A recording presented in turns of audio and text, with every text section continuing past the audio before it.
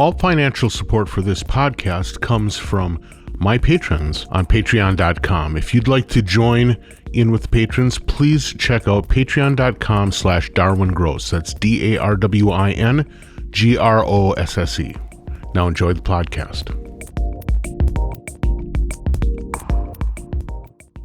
Okay, today I have the opportunity to speak to a couple of people introduced to me by my friend and collaborator, Andrew Pask. I have David Donaldson and Steve Roche. They are from a group kind of thing called Flying Nun out of New Zealand. I was trying to come up with some sort of definition of what they do, and the wheels just fell off about 3 minutes into my planning of that. So I'm going to hand it over to Steve and David to help define what's going on. Hi, guys. How's it going? Hi. Hi. Well, we're a collaboration that's been going for about 35 years. We sort of started playing together in bands in the 80s, just sort of hung together really, and sort of developed what we do as a result of there not being a lot of work in New Zealand to sort of specialise in one area. You kind of need to have a broad set of skills. So we've ended up over the years doing a whole bunch of different stuff. We do whatever we need to do to keep going. Yeah, well, looking at your website, it's really pretty remarkable. I mean, it's a group of composers. How many people are kind of loosely affiliated with the Plan 9 crew? Plan 9 is the three of us, Steve, myself, and Janet. Okay. Janet used to be the vocalist in our original band. Steve was the trumpet player, and I was a double bass player. These days, we mostly play computers or record us. I'll play double bass for 30 seconds and fix it up with a computer, or we do. Yeah, we slowly set up a studio, originally to make albums, actually. And then we just slowly we did theatre music and dance music, and then we got into soundtrack work, and it's just kept going. And then I don't know if we've said or not, but we're in New Zealand, so in Wellington, New Zealand. And at the time we started, it was easy to get sort of big spaces. So for about 18 years, we had it was called the Boys Institute. It was like an ex sort of big, what was gymnasium, it? Sort of like a gymnasium. And that became a kind of centre for music in Wellington for a certain... for 20 years. Yeah, Andrew Pask would have been around at that time and part of that. And it was called kind of the Braille Collective. We set up a record label called Braille Records. And so far we've done about 23 albums, mostly feature kind of improvisation. Yeah. It was sort of based around, but all sorts of people went through the original space. And if you're interested, you can watch a documentary about that space. It's called 30 Arthur Street. If you did a search for 30 Arthur Street, you would find a documentary a 20-minute documentary that is us in that space in its last days. They got a bypass, a road went through there, which was always planned to go through it. So that's why we got left alone for 18 years to be there, because they were waiting to stick a big motorway through it. Big highway so we sort of documented the last period of that time. But I've jumped sideways a little on you there. But that's cool. That was the beginning of it. Yeah. And we love making music as a group activity. So even as soundtrack composers, we still go along with that ethos of the whole is greater than the parts. And so we just like working together. And we've just stayed working together all this time. We sort of grew up learning music together, how to play music together, and we've stuck with it. Right. Well, one of the things that recently happened is, as a group, you put out your first album, right? Well, as Plan 9, but we do, Steve and I have a whole songwriting project called Thrashing Marlin, which we've done 4 albums. We play in a band called the Lab Coats, that's done 2 albums. So we do albums of all sorts, but we'd never done one as Plan 9. We did an album of Kurt Weill songs, which the 3 of us were in, but included a few other people. So, but it wasn't under the name Plan 9. So that was the first release we did is under the moniker Plan 9. Plan 9 normally operates as a sort of soundtrack business, but because of the lockdown, the first lockdown that New Zealand had, which was, middle of March, 18 months ago. Everything stopped. And we had recently moved into a new studio. We've got a new studio in Wellington, and it comes with a chapel. It's got an old chapel connected to it. So it's a beautiful recording space. So we decided that as our work, we had no work on, we would actually use that, make an album in that space using the ambience of that room, and worked out that the best thing we could do to take ourselves out of our comfort zone was form a string quartet.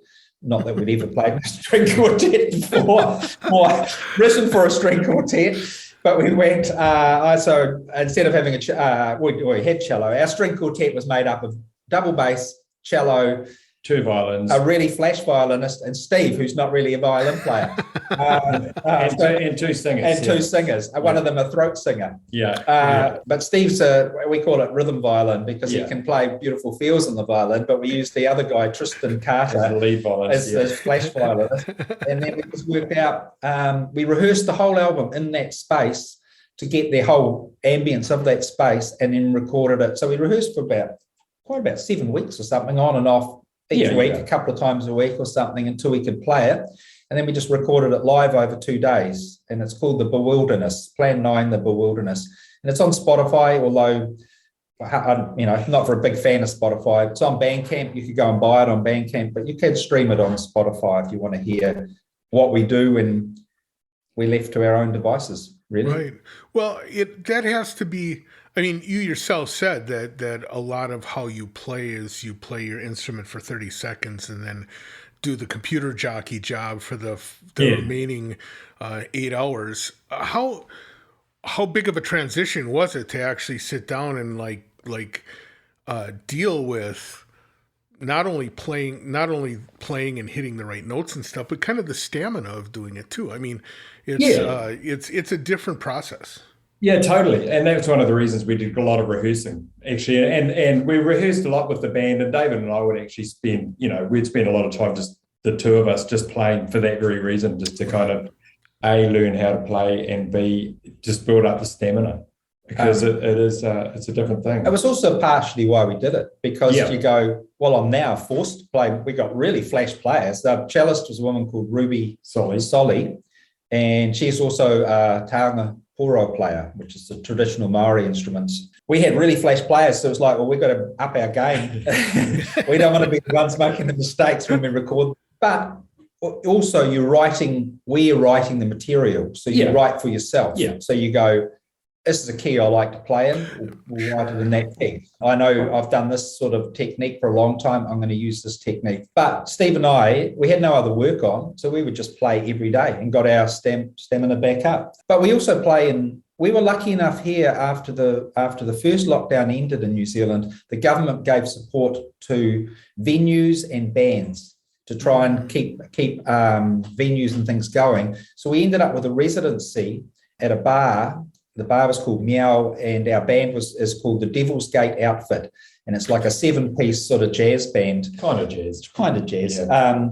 And they paid a videographer to come and film every gig. So it was live streamed. It was live streamed. Yeah. So it was the government paid us money to do it, paid the venue, and paid just to try and keep the artists.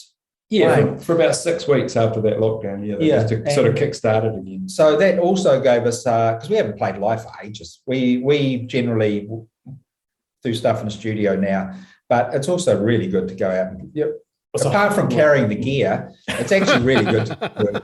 You have to rest for 2 weeks after a gig just because you're back. Well, actually, what happened in that band is it's got a really beautiful double bass player, Tom Corwood, and he's plays in all sorts of bands in New Zealand. And it was like, well, okay, we've already got a flash bass player, and I'm a double bass player as well. But my brother wanted me in the band, so he said, play what you want. So I was like, okay, well, I'm not going to play double bass. It means I don't have to carry all that gear around also. So I played bass banjo, an instrument that me and another guy made about 30 years ago out of a bass drum. And I'll play percussion, and then it turned into, and I'll play this weird little Thai guitar I bought in Thailand years ago, and I'll play. And so suddenly I was carrying way more gear than if I played double bass. But it's a really fun gig because it's all care and no responsibility. It's got a really good bass player, so I can just play the bits I want to play. And so it didn't really help the stamina of playing double bass for the no, that's true. But it did give me some playing, just out playing. But it's interesting that you mentioned like the weird instruments and hand-built instruments, because one of the other things that you do is you have a company, Modwheel, that creates sample libraries, some of which, I mean, I looked at the list of the libraries you have, and it's, it starts off very nice. Here's a zither, and then all of a sudden it's like bass banjo, and then feedback, and then the wave scrapes, and it just like it like goes to insanity. And I look at the list of the stuff you did, and what it looks like is that you had fun and you actually happened to record it. yeah, that's pretty much it. I mean, it's got to be fun.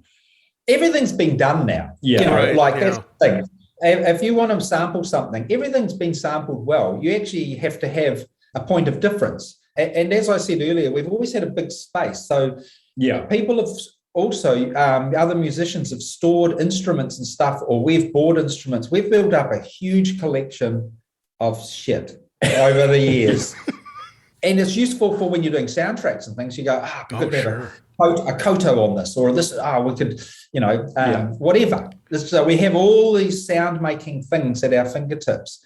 And then we thought, well, hang on, we should, in our downtime, we should start sampling these, because we were sampling them anyway for our own use for soundtracks. And then it was like, and we buy other people's sample libraries and go, we could do better than this. We can. And quite often, but in the soundtrack business, I mean, we're always at the end of the chain, and we're reliant on people kind of getting a job up to employ us. And this way, we can just do it when we've got time, which at the moment is quite a lot. They're artworks or something. They're curated. In a way, we went, there's no money in making albums anymore. No one pays for music. No.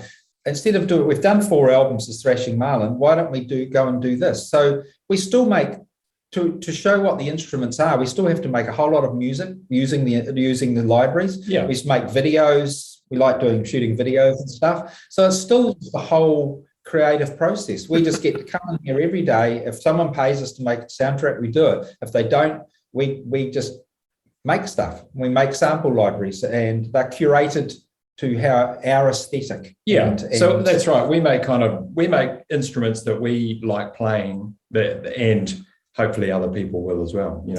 I would say that I started off my investigation on you by kind of going to your website, going to the listen page, and just kind of taking a listen through a bunch of that stuff.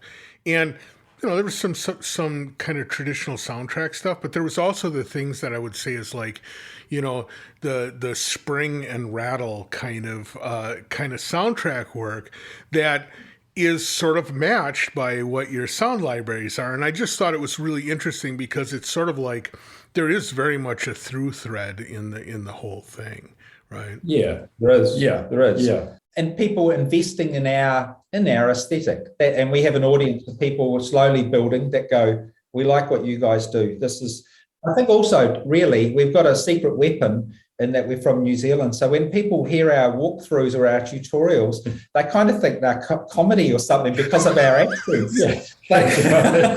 Are you guys from Flight of the Conchords? I would have said that, except already Andrew is like beating me up for ever bringing up Flight of the Conchords, so I know better than to do that. But we actually know them, so it's sort of kind of funny. Really. Yeah. It works in our favour. It works in our favour that we have a kind of a different view, but it has to be take fun on things, well. Right? It's just like when we watch tutorial videos, they're the most boring thing in the world. Having someone just explain to you how something works. So we always do it with the two of us, so it's like a conversation. Yeah, and then we play the stuff live, whatever we're doing. You have 2 of us on the keyboard just mucking around, showing how they work, and I think it works in our favour. It's in a way people. Yeah, well, some people. Some people ask for their money back when we did one called the Misty Chord, and it's just I don't know where we made the sounds out of all sorts of stuff. It's just a weird random sort of keyboard. But when we did the tutorial, we just spun a story that they were from some mad scientist in the past, and they were on tapes, and we'd and it got more and more ridiculous as the story went on. And if you look at the tutorial, the MISTI chord tutorial, you will see it. The walkthrough, I think it is, of the MISTI chord. We added visuals to it and told a whole. We just did a little sort of 5-minute documentary about a story of a guy's life, but people believed it. So they went and tried to research the guy. It was Milan Gertzig. We just totally made it up as we were doing the walkthrough. Then we put some visuals to match it later on.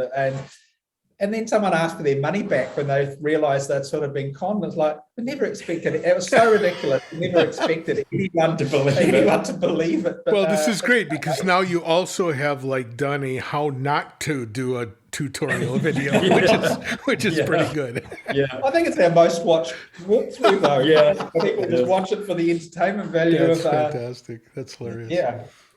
So one of the things I like doing in my podcast is finding out about how people got to be the artists they are. What was growing up? How did you get invested in music? The fact that you kind of really have I would say, sort of like in a classical sense, almost an avant-garde feel for music, which I appreciate and it certainly speaks to me.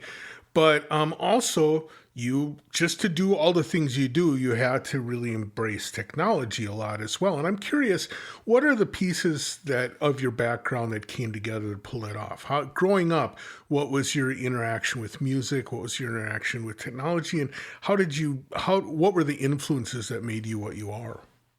Well, I reckon there's probably one name that would be straight off.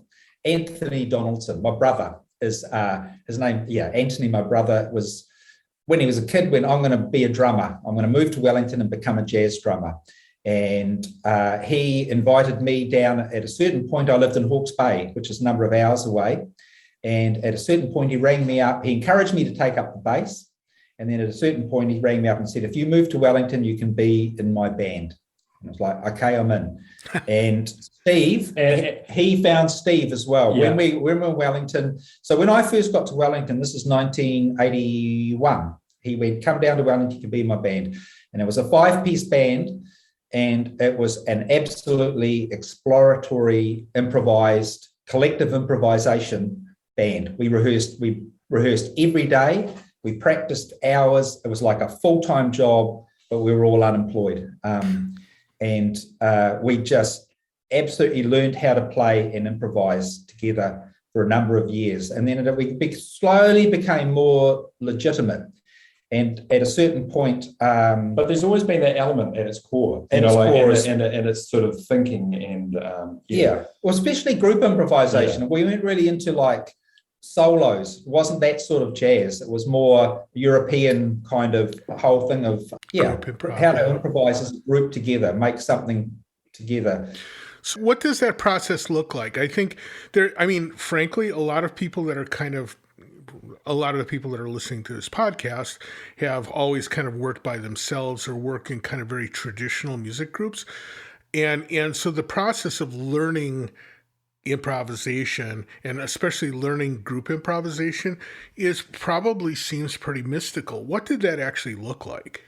I say, is the word hocket, is that a legitimate term? I think it is, isn't it? Yeah.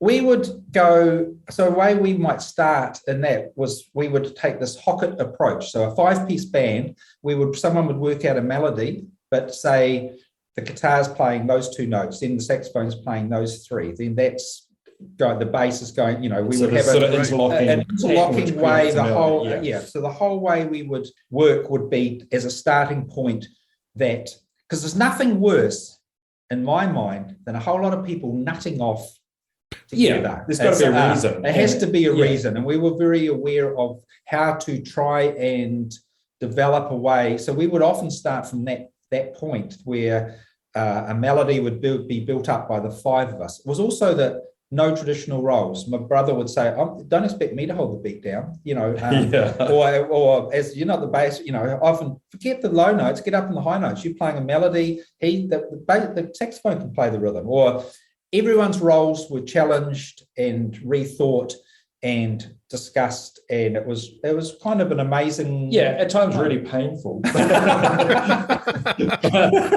actually, it's kind of good. But Anthony got Steve involved, and a whole bunch of the other people. He's kind of like he's a real catalyst. Catalyst for our whole starting, and a whole bunch of people here in the scene, and sort of opening my ears to a whole bunch of music that I would never have heard otherwise. He was fully into, also, as well as Beefheart and Zappa, were big ones, but also then the whole Globe Unity Orchestra, or the whole sort of older versions of the ECM kind of labels of European jazz. Cecil Taylor, Sun Ra, Ornette, big on Ornette. And so that was the kind of start.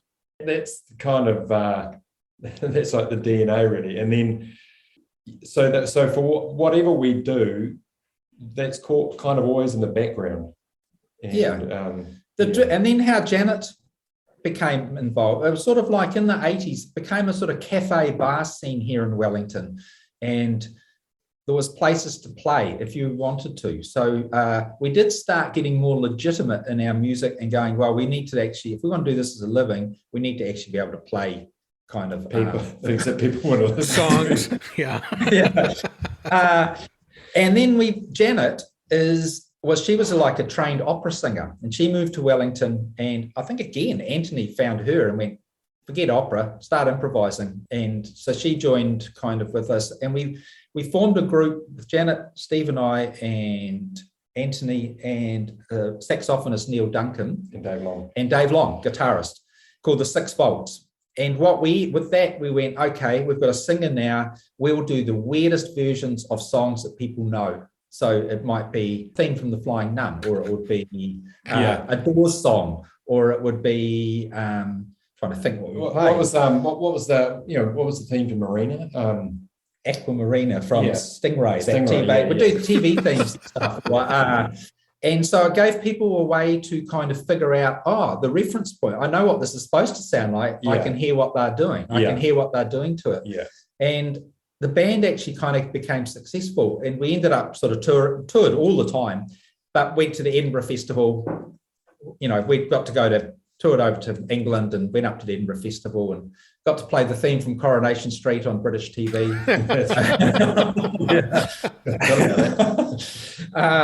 That was big. That was kind of, we rated that. It was like, that was a good one. And so we just became sort of more legitimate as it went along. But then we started getting into theatre music, and we've always been big on Kurt Weill and Brecht. And so we were asked to be the band for a season of the Threepenny Opera. And Janet got a part as Jenny. Yeah. We were the band. So we slowly had to go, okay, we got to learn how to play Kurt Weill's music now. And so we became huge fans of his music and how to play that. Actually, during that process, while we were doing that show, we went to a party. We were invited to a party, an after theatre party. And while we were there, this guy walked in and said, I've just finished a film. Do you guys want to watch it? And the rolls of film under his arm. And he set his projector up and he showed us film. And the film was Bad Taste. It was Peter Jackson's very first film and his very first screening. We got to see the very first screening of Peter Jackson's film Bad Taste. Yeah. And so we got to know him. And so that slowly meant eventually we started working on his films. And so we did the score for his TV thing, Forgotten Silver. Him and Costa Botes made a mockumentary called Forgotten Silver. And then we did another Wingnut film. And then in some capacity or other, we've pretty much worked on all his films since. There's a step missing there, because you watched a film of his and then you're working on a film of his. Something happened in between. Oh, okay, I'll tell you what happened. I was on the dole. And the dole office rang. I don't know if the dole, is that a term, unemployment benefit? Right, yeah. They rang me up and they said, there's a secret film being shot in Wellington. They need extras. It's got a huge scene and they need a whole lot of extras. And I went, what's the film? And they went, it's called Forgotten Silver, and it's directed by Peter Jackson and Costa Botes. It was co-directed. And it's like, shit, okay. And so I rang I actually rang Costa because I knew, because Peter was working on, I think, the Frighteners at the time. So he was tied up, but I rang Costa, who I knew, and I said, Costa, if you haven't got a composer on that film, I want to put us forward for it. And he said, okay, I'll go and talk to Peter about it. And so I told the dole I couldn't be an extra in the film because I didn't want Costa to see me and know that I was unemployed. So I rang Costa and said, can you consider us for the job? And he asked Peter, and Peter said, yeah, they can do it. They can do the gig. And sideways, Peter's partner, Fran Walsh, she used to be in bands here in Wellington. So we knew her through playing in bands and working on various things with her. So they knew what we were capable of and what we did.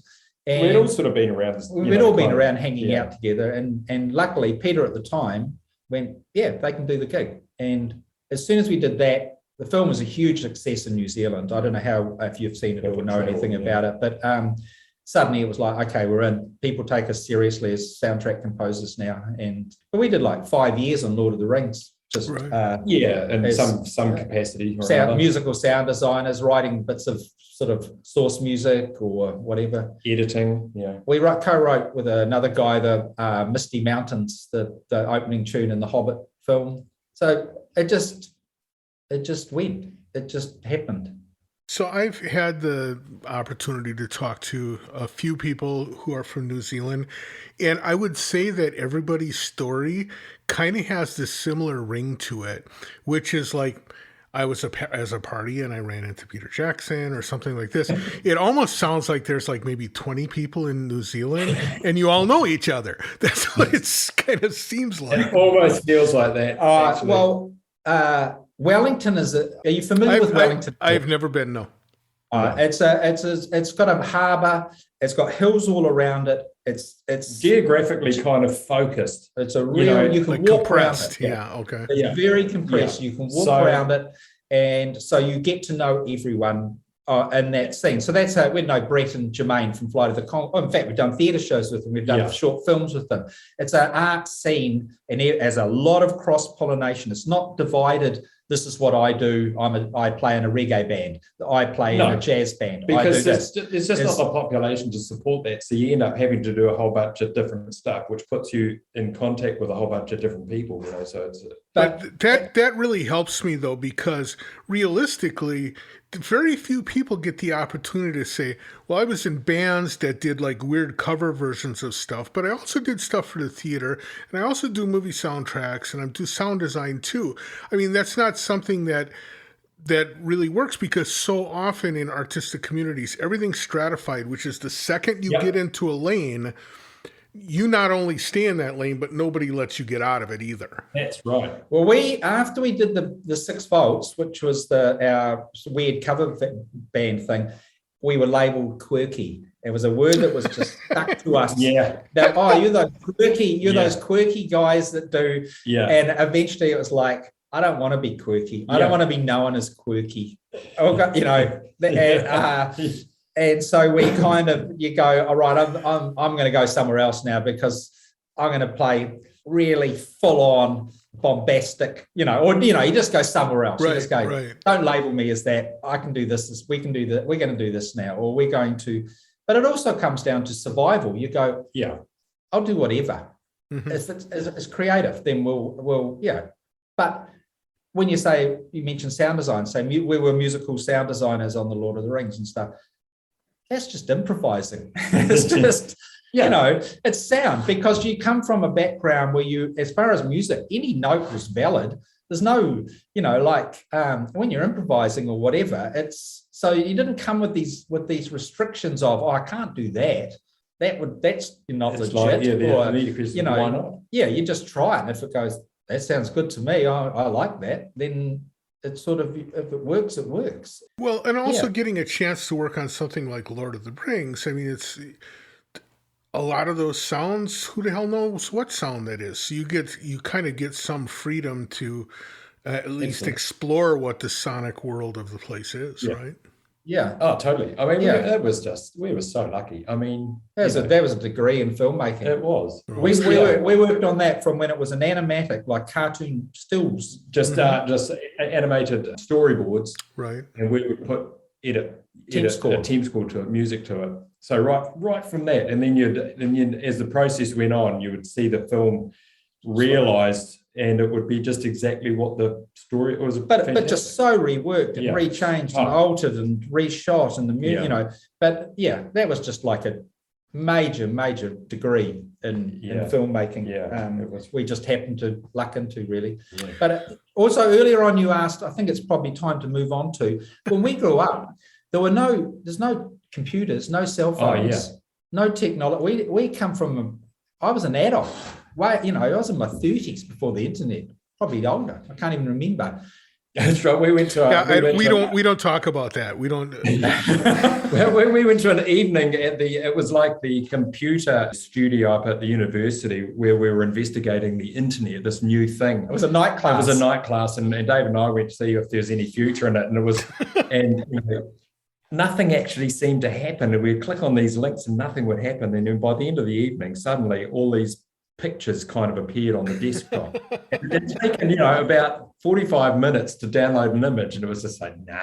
It was some recipe about on the internet at the time. There was some horoscopes and some recipes or something, and we came away going, that is a dead end road. That is never going to work. But the thing is, it's also enabled us to have an occupation, because most of our work is not in New Zealand. It's we do whole film scores for people I've never even met. It's all just done remotely, or but with Modwheel, which was suddenly it's like, okay, we've got to learn. Well, I didn't, but Steve did learn scripting, and so I don't know. We've ended up having to go way out of our comfort zones of what we started with, just to keep things interesting, I guess, or you just want to keep learning and I don't want to do the same thing. I don't want to play weird cover versions of something my whole life. I want to suddenly play in a string quartet. Right. Or I want to know how to make contact instruments and sample libraries and make them work and be really good, and then try and sell them. The selling of them, we're still figuring that one out. Well, let's talk a little bit about the creation of those sample libraries, because I think that people who haven't done it just imagine, oh, well, I just pluck 4 notes and put it in a file and call it good enough. But I mean, you already kind of touched on it, to get to turn it from a group of samples into an instrument is kind of a complicated process. Yeah, there's a lot more to it. I mean, that's what we would do if we wanted to quickly sample an instrument in a soundtrack. You might get away with sampling 4 notes because that's unique. Because it's a one shot, Yeah. To make it a playable instrument, it's to give it the sort of detail and the sort of playability and sort of responsiveness. It's a lot of sampling. And the one we've just done, we're going to release one at the end of this week. Yeah, called Repercussions, right? Yeah. It is. Yeah. And it's like a toolkit of just it's 50 instruments we sampled. And when I say 50 instruments, we're talking like, say, a kalimba or a set of anklung or triangles or just tambourines. 9 tambourines. So we're just going, we're treating that as an instrument. Even, it's a full instrument. You get every hit, every possibility, quarter note feels, eighth note feels, shuffle feels, all that will work in tempo, whatever your door is at. It's months and months and months of recording, because you've got to do all the different velocity levels, because everything sounds different at how hard you play it. You've got to do round robins so that it never repeats itself. It's hours and hours, and then you've got to figure out how to lay it up. Then you've got to figure out what it looks like, how to script whatever knobs you want. Then you've got to make promotional videos. You've got to do a tutorial. You've got to make a website how it works on the thing. You've got to make demo pieces of music. It's unbelievable how long, if you do it properly, if you want to do it well, it's labors of love. There's no way that we make anywhere near the sort of hourly rate that we hate to think about hourly. Well, I was going to say, because actually when you talk about the process in that way, it's sort of like hard to connect that with a bass banjo. It's like, Yeah. all right, that's like so quirky. It's hard to say someone was like, an accountant was like, well, in order to recoup all this time, we should focus on the bass banjo because that's going to maximize our income. It sounds to me like maybe you're not going down that path. No.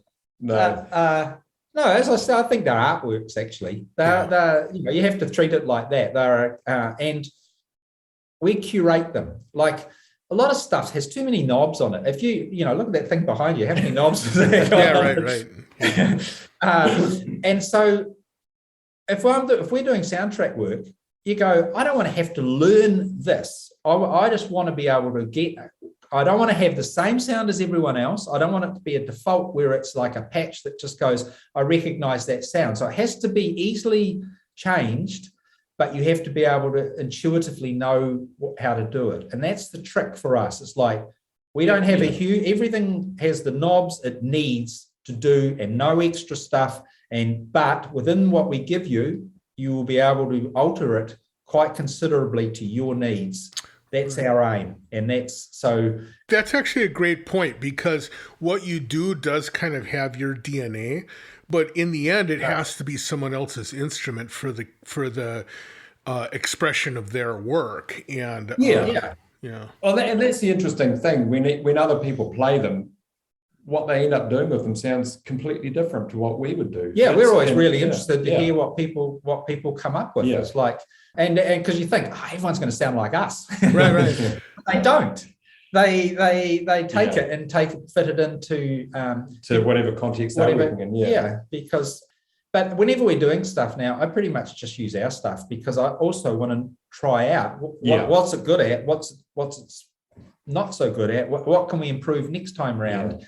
So I'm pretty keen on and it's ours. It's our stuff. It gives us our sound. But other people, they don't do whole scores just using Modwheel stuff. They have a Spitfire strings, or they do the Hans Zimmer or whatever as well. And they might use one bass banjo as a bass feel or something. But so it suits certain people, I guess. It's interesting. For me, say the bass banjo and all that all harks back to Beefheart, or absolutely. If you listen, and one of the guys that bought it a while ago was Morris Tepper from the Magic Band. It's unreal. Like Morris, that's brilliant. And he immediately wrote to him, you got no idea the influence you had on us when we were young. It's sort of like right, now that we've got your contact with you, we're going to do some music with you coming up. So we've invited him, and when we get back to doing some songs, we'll get Morris to play some guitar and do some things with him. So it's interesting who you meet through doing this, or or who is interested in what we do, Right. That's awesome. Now, you bring something up though that I'm curious about, which is sort of like when the way you talk about things it almost sounds like you're kind of waiting for things to get back to normal again. I mean, to what extent are you still kind of in a holding pattern, waiting for the pandemic stuff to clear out, or are things moving again for you in terms of soundtrack work and stuff like that? No, not much going on in terms of soundtrack work. It's stalled. Where the work we did have lined up has either been postponed or cancelled. Really? Any soundtrack work. This is a slightly extended period of downtime as far as that sort of work goes, but we are used to it. I mean, that is kind of the nature of doing scoring. That's the nature of the business. So yeah, that's why we put a whole lot of effort into Modwheel at this time, because that's what we do.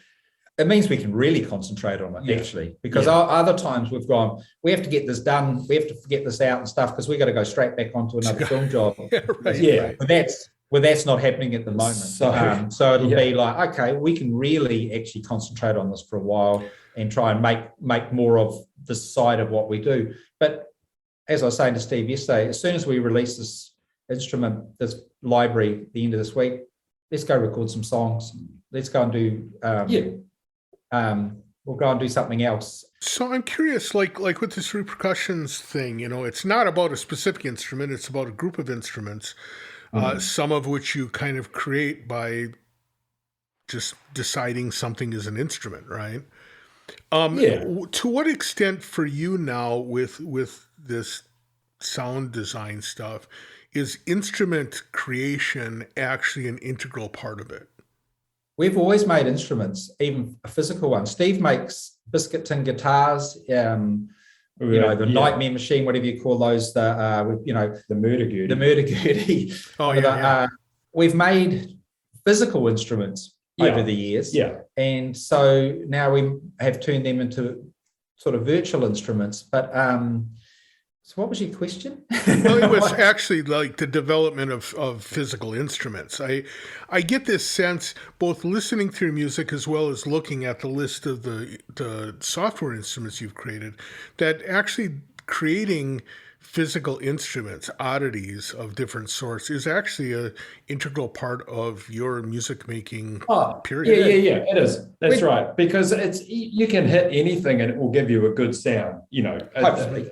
Okay, so you find something that gives you a good sound, that becomes an instrument. Like we just collect sound making things. So in the Repercussions library, you get a huge selection of bones, like from huge thigh bone of a cow to small bones, and you get shells and you get rocks, different size rocks that go, that's got a great sound.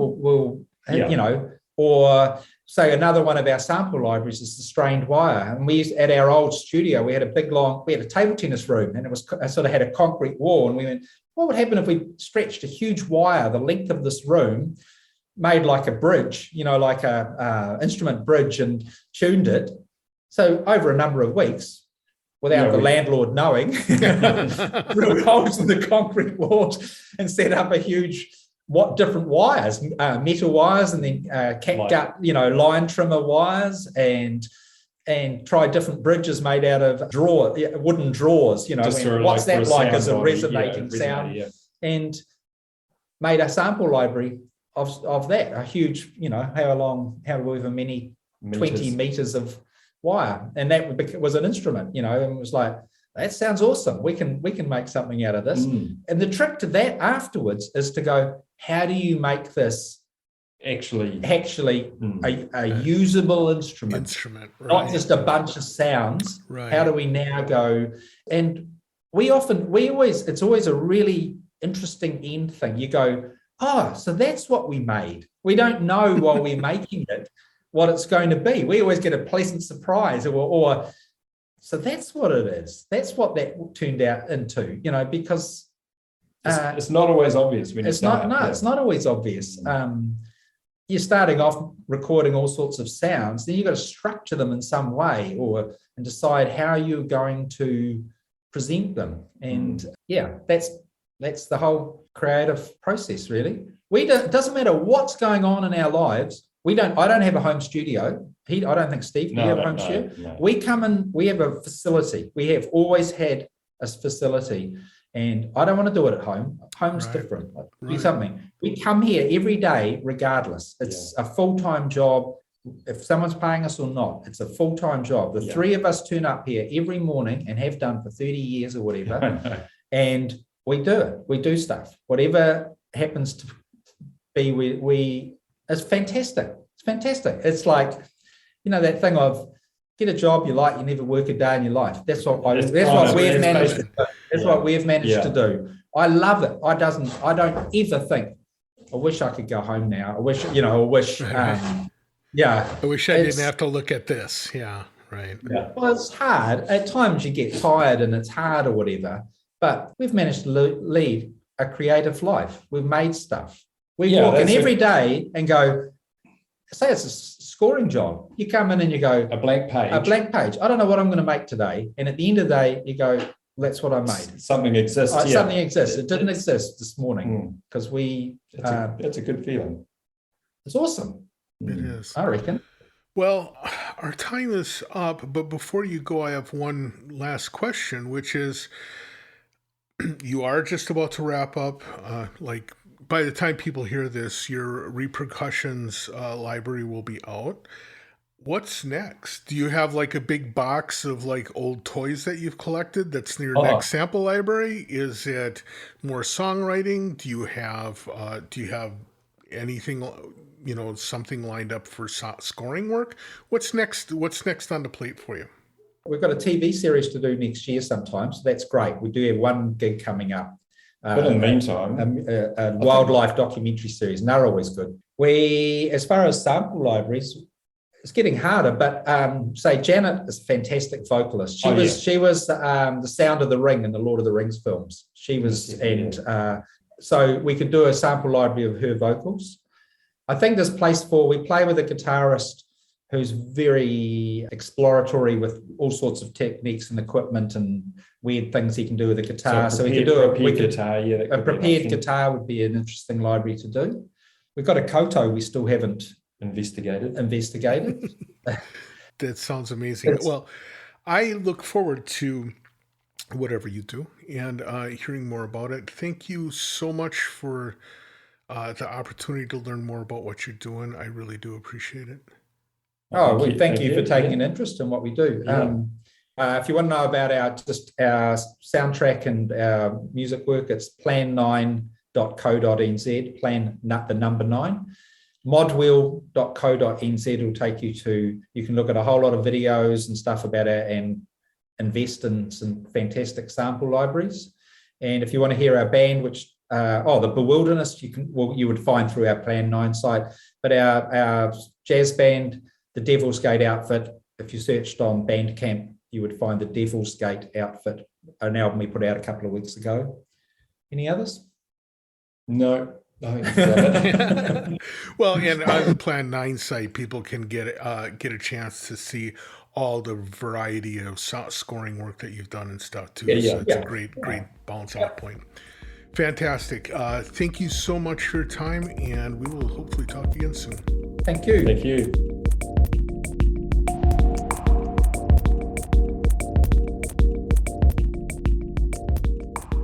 Many thanks to Steve and David for having the great chat. It was really great to learn more about Plan 9, about Modwheel, and about kind of the whole system that they put together to be able to live their creative lives. I hope you enjoyed hearing about it. I want to thank you all for listening, and for those of you who are patrons on patreon.com, I want to thank you for that. If you're interested in supporting the podcast, please head on over to patreon.com/DarwinGross. That's DarwinGrosse.